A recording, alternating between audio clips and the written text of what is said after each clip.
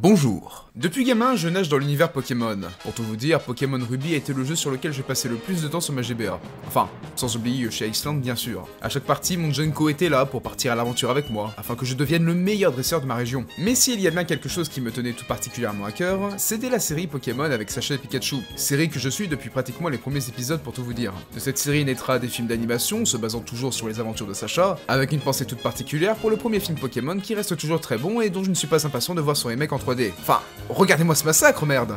Il me donne envie de vomir. Ah, et je profite de cette vidéo pour vous dire, le film Pokémon, je te choisis, il est génial. Ouais voilà, je vous emmerde, hein, opinion impopulaire, allez vous faire foutre. Bref, Pokémon m'a suivi pendant longtemps, mais s'il y a bien quelque chose que je voulais absolument voir depuis tout ce temps, c'était un film Pokémon en prise de vue réelle. Et je pense que pour beaucoup d'entre vous, c'était le film rêvé pour tout bon fan de Pokémon.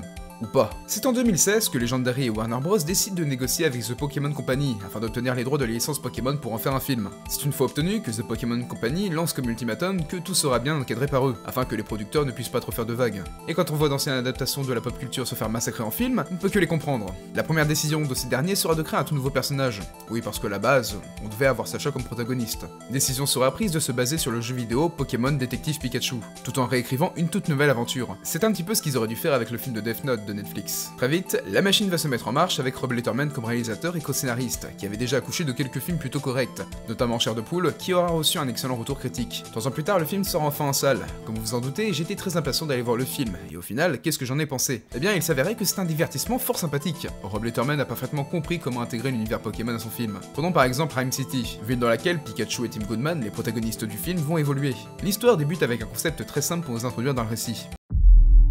Bienvenue à Rhyme City, un havre de paix où humains et Pokémon vivent en parfaite harmonie.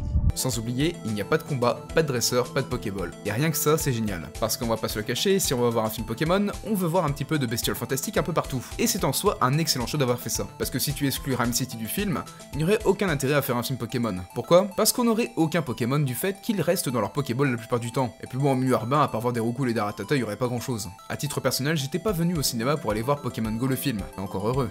Dans tous les cas, cela rend la ville plus vivante, et les Pokémon s'y intègrent parfaitement. De plus, on ne va pas se mentir, ça aurait été vraiment dommage de reprendre la trame basique d'un jeu Pokémon, où il y aurait eu pratiquement que des combats pour avoir un simple prétexte de voir des Pokémon. Tiens d'ailleurs, les combats parlons-en. J'ai vu par-ci et là, suite à la sortie du film, que des gens se plaignaient qu'il n'y avait pas eu assez de combats. Alors déjà, pas vraiment, il y a quelques scènes où on peut voir un combat de Pokémon, et quelques scènes d'action avec des Pokémon qui sont aussi très cool, mais à la limite, si tu veux voir un combat Pokémon, eh bien tu regardes la série et les films d'animation Pokémon avec Sacha et Pikachu. De plus, le film se veut comme une adaptation très libre du jeu vidéo du même nom, Pokémon Détective Pikachu, dans lequel il n'y a pas de combat, juste quelques scènes d'action, qui sont pas très ouf. Donc reprocher qu'il n'y a pas de combat, je trouve ça un peu fort. Pour ce qui est de la CGI, je pense que vous avez quasiment tous vu les trailers.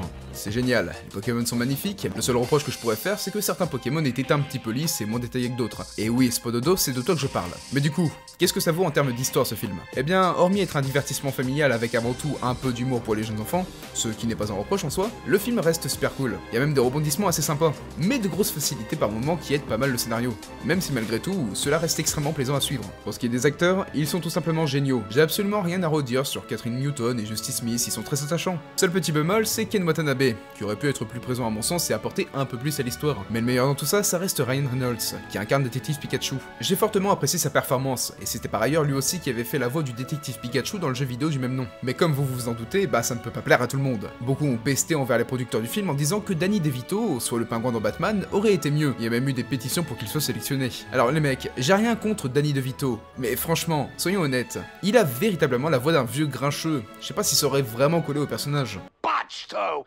I botched that one. Oh, that's a botched job. That's bleeding.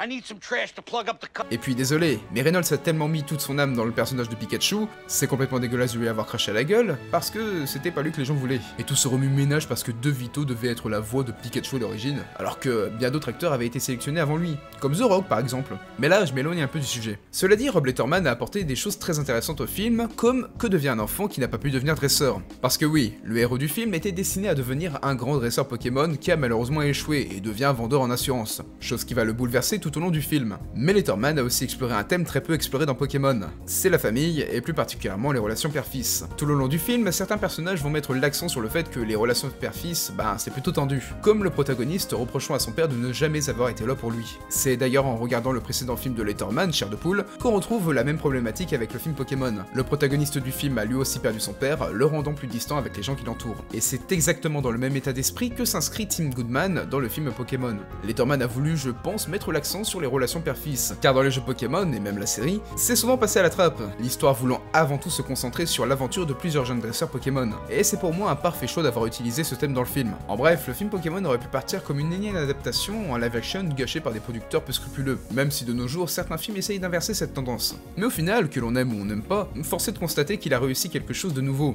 de visuellement très beau et avant tout de fidèle pour les fans de Pokémon, sans compter que cela a dû être un véritable challenge pour Letterman, qui risquait de se faire lyncher s'il avait loupé ne serait-ce qu'un seul design de Pokémon, sans compter que Mewtwo était le Pokémon le plus dur à produire, car sa texture est extrêmement complexe, sans oublier le travail qui a dû être d'inclure le poids et la taille de chaque Pokémon à l'échelle humaine pour les rendre plus crédibles, ce qui rend le tout très agréable à regarder pour le spectateur, même si bon, The Pokémon Company a bien dû aider à ce niveau-là je pense aussi. Ce film est donc pour moi un énorme coup de cœur, c'est pas le film qui va révolutionner un genre, c'est pas mon film préféré, mais c'est un film sur lequel j'ai passé un excellent moment. Bref, j'espère que la vidéo vous aura plu, n'hésitez pas à la partager, la commenter, mettre un j'aime, vous connaissez la chanson. Sur ce, je vous fais à tous des énormes bisous, coupez.